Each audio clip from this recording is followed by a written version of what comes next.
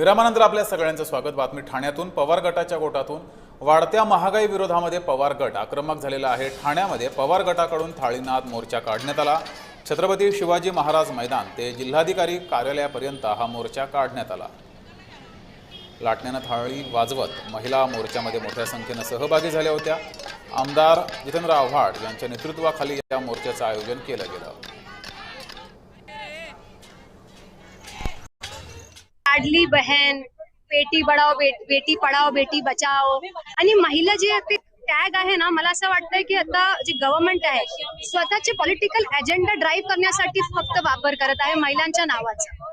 Women reservation, हमारी बहन, हमारी बेटी। अरे तुम्ही मला माझं एक प्रश्नाचं उत्तर द्या।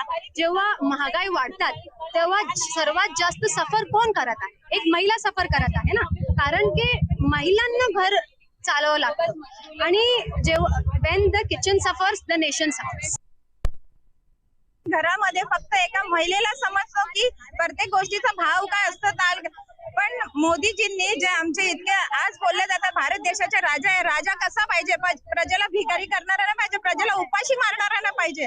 राजा फिरतोय देशी विदेशी सर्वीकडे फिरतोय आणि दुसऱ्यांना नियम लागू की तुम्ही एक वेळचं जेवायचं नाही, तुम्ही हे वापरायचं नाही, तुम्ही ते करायचं नाही, हे नाही, मग काय करायचं? आम्ही मरायचं का?